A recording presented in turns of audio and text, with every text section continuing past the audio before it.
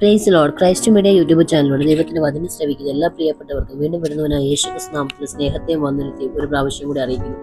ഇന്ന് ചിന്തയ്ക്ക് ആധാരമായി എടുത്തിരിക്കുന്ന വേദഭാഗം യോശുവയുടെ പുസ്തകം 1 അധ്യായം അതിന്റെ 5 വാക്യം ഇങ്ങനെ പറയുന്നു: നിന്റെ ജീവകാലത്ത് ഒരിക്കലും ഒരു മനുഷ്യൻ നിന്റെ നേരെ നിൽക്കുകയില്ല. ഞാൻ മോശയുടെ കൂടെ ഇരുന്നത് പോലെ നിന്നോട് കൂടെ ഇരിക്കും. ഞാൻ നിന്നെ കൈവിടുകയില്ല, ഉപേക്ഷിക്കുകയില്ല.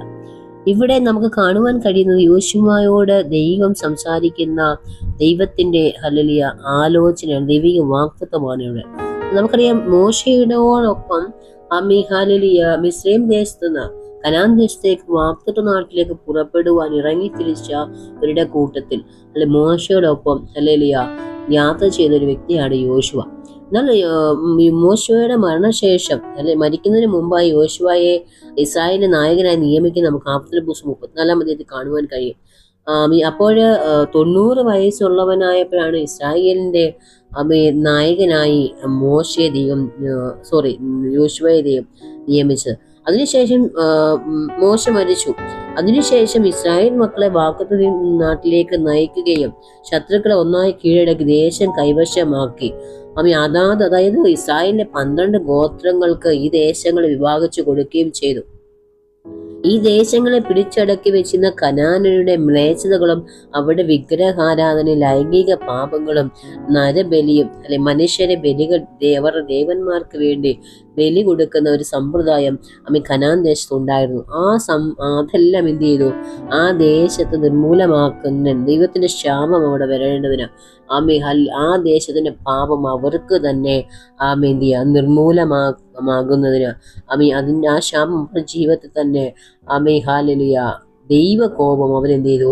ഈ പാപങ്ങളാൽ വിളിച്ചു വരുത്തി.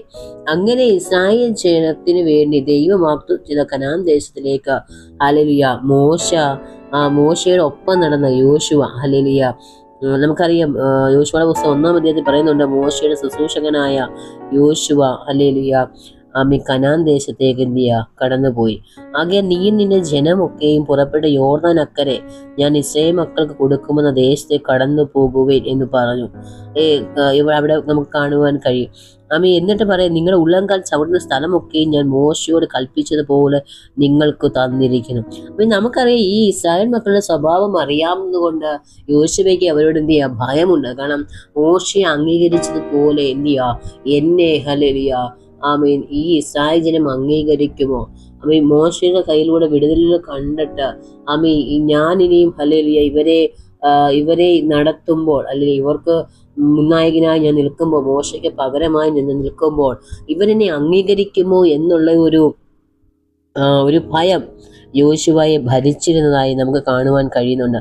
അതുകൊണ്ടാണ് ദൈവം സംസാരിച്ചത്, നിന്റെ ജീവകാലത്തൊരു, അതായത് നീ ജീവനുള്ള കാലത്തൊരിക്കലും ഒരു മനുഷ്യൻ നിന്റെ നേരെ നിൽക്കുന്നത്, നിന്റെ ശത്രുക്കൾ നിന്റെ നേരെ നിൽക്കുവാൻ ദൈവം അനുവദി. ഒരു മനുഷ്യൻ, നമ്മുടെ ശത്രുവോ മിത്രമോ ആരായാലും നിന്റെ മുമ്പാകെ നിന്നെ ചോദ്യം ചെയ്യുവാൻ ദൈവം അനുവദിക്കത്തില്ല. ഞാൻ മോശയുടെ കൂടെ ഇരുന്നത് പോലെ എന്ത് ചെയ്യും? ഞാൻ നിന്നോട് കൂടെ ഇരിക്കും. ഞാൻ നിന്നെ കൈവിടി ഉപേക്ഷിക്കില്ല. നിന്റെ ഏത് സാഹചര്യങ്ങളായാലും പ്രതിസന്ധി ഘട്ടങ്ങളിലൂടെ നീ സാഹചര്യത്തിൽ കൂടെ കടന്നു പോകുമ്പോൾ നിന്റെ ജീവിത പ്രതികൂലങ്ങളും പ്രയാസങ്ങളും കടന്നു വന്നാലും അതിന്റെ നടുവിൽ ഞാൻ നിന്നെ ഉപേക്ഷിക്കത്തില്ല, കൈവിടുകയില്ല. അതുകൊണ്ട് നീ ഉറപ്പും ധൈര്യമുള്ളവനായി ഇരിപ്പാനാണ് യോശുവയോട് ദൈവം ഇവിടെ പറഞ്ഞത്. നമുക്കത് കാണാം. അബ്രാഹാമിന്റെ സന്തതിക്ക് ദേശം അവകാശമാക്കി കൊടുക്കുമെന്ന വാഗ്ദത്തം നിവൃത്തിയായി അത് യോശുവയിലൂടെ ദൈവം അത് നിവൃത്തീകരിച്ചു. നമുക്ക് ഇവിടെ കാണുവാൻ കഴിയുന്നത് യോശുവയെ കുറിച്ച് നാം പഠിക്കുമ്പോൾ യോശുവയുടെ യോശുവ അനേക യുദ്ധങ്ങൾ ചെയ്യുവാൻ നമുക്കറിയാം. യെരിഹോവിന്റെ മതിലുകളെ ഇടിക്കുവാൻ യോശുവ അതിന് യോശുവയുടെ ശുശ്രൂഷന് സഹായകമായി. പിന്നെ നമുക്ക് കാണുന്ന ഹസോർ യുദ്ധം യോശുവയുടെ പുസ്തകത്തിന് നമുക്ക് കാണുവാൻ കഴിയും. അതിന് ശേഷം ആ യുദ്ധത്തിന് 3 തരത്തിലുള്ള യുദ്ധം യോശുവയെ കൊണ്ട് ദൈവം ചെയ്യിപ്പിച്ചു. അതിനുശേഷം ഈ ദേശത്തെ വിഭജിച്ച് ഇസ്രായേലിന്റെ 12 ഗോത്രങ്ങൾക്ക് വേണ്ടി ദൈവം കൊടുക്കുവാൻ ഇടയായി. ഇസ്രായേൽ 25 വർഷക്കാലം, ഏകദേശം 25 വർഷക്കാലം ഇസ്രായേലിന്റെ നേതാവായിട്ട് ഈ യോശുവ നേതാവായിരിക്കാൻ ദൈവം ഇടയാക്കി. നോക്കുക, അമ്മ യോശുവ മോശ മരിച്ചതിനു ശേഷം പുതിയ ഒരു ശുശ്രൂഷകനേക്ക് വന്നപ്പോൾ പഴയ ശുശ്രൂഷകന്റെ ശുശ്രൂഷകളെ ഉപേക്ഷിച്ച് കളയുകയല്ല ചെയ്ത്, പകരം മോശ മരിച്ച ശേഷം അടുത്ത ശുശ്രൂഷ തലത്തിലേക്ക് വന്നപ്പോൾ എന്ത് ചെയ്തു? ഹല്ലേലൂയ, മോശ ഇസ്രായേൽ മക്കൾക്കോട് കൊടുത്ത അതായത് ദൈവം സീനായ് മല വെച്ച് മോശയ്ക്ക് കൊടുത്ത തോറ ദൈവിക കൽപ്പന, ന്യായപ്രമാണം അനുസരിച്ചുകൊണ്ടാണ് യോശുവ ശുശ്രൂഷക്കിറങ്ങിയത്. ദൈവിക കൽപ്പനകളെ എന്ത് ചെയ്യുന്നില്ല, മറുതലിച്ചില്ല, മാറ്റിക്കളഞ്ഞില്ല. മോശയ്ക്ക് ദൈവം കൊടുത്ത ശുശ്രൂഷകൾ അല്ലെങ്കിൽ അത് കൈമാറ്റം സംഭവിച്ചപ്പോൾ അത് അടുത്ത ഒരു എന്താ പറയുന്നത് തലമുറകളിലേക്ക് ദൈവം കൈമാറിയപ്പോൾ ആ തലമുറ എന്ത് ചെയ്തില്ല?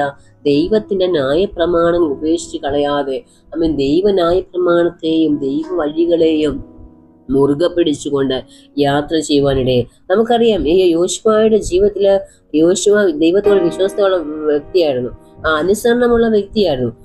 അതുകൊണ്ട് നമുക്കറിയാം, അല്ലെങ്കിൽ യോർദാൻ പോലും എന്ത് ചെയ്തു? യോശുവയുടെ മുമ്പിൽ കീഴടങ്ങി നമുക്ക് കാണുവാൻ കഴിയുന്നുണ്ട്. അങ്ങനെ ഇസ്രായേൽ ജനത്തിന് വേണ്ടി വാഗ്ദത്ത ഭൂമിയിലേക്ക് ദൈവം എന്ത് ചെയ്തു? യോശുവയിലൂടെ ചെയ്യുവാനിടയായി. പ്രിയരെ, ഈ തിരുവചനം നമ്മളോട് സംസാരിക്കുമ്പോൾ നമ്മളെയും ദൈവം എന്ത് ചെയ്താ ഒരു ശുശ്രൂഷയ്ക്ക് വേണ്ടി അല്ലെങ്കിൽ ഒരു ദൈവത്തിന്റെ ഒരു അടുത്ത തലമുറകളിലേക്ക് അല്ലെങ്കിൽ അടുത്ത ഒരു ശുശ്രൂഷയ്ക്ക് വേണ്ടി ദൈവം നമ്മെ വിളിച്ചിട്ടുണ്ടെങ്കിൽ നാം എന്ത് ചെയ്യുക? ദൈവത്തിനെ കീഴ്പ്പെടുവാൻ തയ്യാറാകണം. ദൈവത്തിനെ കീഴ്പ്പെട്ട് ദൈവിക ശുശ്രൂഷകൾക്ക് കീഴ്പ്പെട്ട് ഇരിക്കുന്നെങ്കിൽ മാത്രം എന്ത് ചെയ്തോ അടുത്തൊരു തലമുറകളിലേക്ക് ദൈവം എന്ത് ചെയ്യുക? നിങ്ങളെ കൈപിടിച്ചു കയറ്റുവാനിടയാ. അത് മാത്രമല്ല, ദൈവിക കൽപ്പനകളെ പുറന്തള്ളി കളയുന്ന ഒരു വ്യക്തിക്ക് എന്ത് ചെയ്യത്തില്ല? ദൈവത്തിന്റെ ശുശ്രൂഷകളിലേക്ക് ദൈവികമായ പദ്ധതിയിലേക്ക് കയറി വരുവാൻ. നിങ്ങളെക്കുറിച്ച് ദൈവത്തിനൊരു വാഗ്ദത്തമുണ്ടെങ്കിൽ, നിങ്ങളെക്കുറിച്ച് ദൈവം ഒരു ശുശ്രൂഷകൾ ഏൽപ്പിച്ചിട്ടുണ്ടെങ്കിൽ അതിനു വേണ്ടി എന്ത് ചെയ്യുക? കാത്തിരിക്കണം. ഒന്നാം തലമുറയെ മോശ മരണശേഷം ആണ് രണ്ടാം തലമുറയായ യോശുവ ശുശ്രൂഷിക്കുക. അതായത് നമുക്ക് ജനറേഷൻ എന്നാ പറയുന്നത്. പുതിയ അതായത് യോശുവ ജനറേഷൻ പറയുന്നവരുണ്ട്. അതായത് ഒരു തലമുറ, ഒരു ജനത്തെ പുറപ്പെടുവിക്കേണ്ടതിന് ദൈവം തിരഞ്ഞെടുത്ത മനുഷ്യനാണ് യോശുവ. യോശുവയെ കുറിച്ച് നൂന്റെ മകനായ യോശുവയാണെന്ന് നമുക്ക് വായിക്കുവാൻ കഴിയുന്നുണ്ട്. യോശുവയുടെ പുസ്തകം ചരിത്ര പുസ്തകമാണ് കേട്ടോ. അത് ചരിത്ര പുസ്തകങ്ങളിൽ ചേർത്ത് വെക്കുന്ന ഒരു പുസ്തകമാണ് ഈ പുസ്തകം. മിസ്രൈമിന്റെ അടിമത്ത കാലത്ത് യോശുവ മോശയുടെ സഹായത്തിനായി പരിശീലനം നേടുകയും മോശയുടെ മരണശേഷം നായിക പദവിയിൽ എത്തുകയും ചെയ്തു. ധൈര്യശാലിയായ ഒരു വ്യക്തിയായിരുന്നു യോശുവ.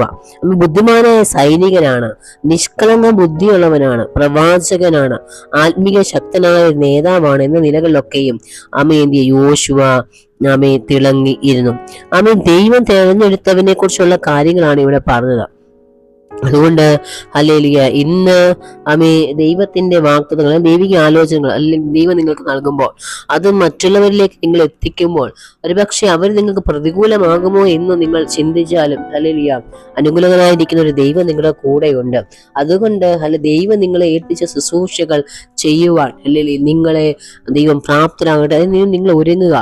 ദൈവം നിങ്ങളുടെ കൂടെയുണ്ട് കേട്ടോ. ഒരു മനുഷ്യൻ നിങ്ങളുടെ മുമ്പാകെ നിൽക്കാൻ ദൈവം അനുവദിക്കത്തില്ല. അതായത് ദൈവം അനുകൂലമെങ്കിൽ ഒരു മനുഷ്യൻ ആരെ പ്രതികൂലമായി നിൽക്കുന്നത്? ദൈവം പ്രതികൂലമായാൽ നമ്മൾ പേടിക്കരുത് കേട്ടോ. ദൈവം അനുകൂലമാണെങ്കിൽ നാം പേടിക്കേണ്ട ആവശ്യമില്ല. ദൈവം നിങ്ങൾക്ക് അനുകൂലമായുണ്ട്. സ്തോത്രം. അതുകൊണ്ട് ഈ വചനങ്ങൾ ദൈവം നമ്മെ ഒന്ന് സഹായിക്കട്ടെ. ആമേൻ.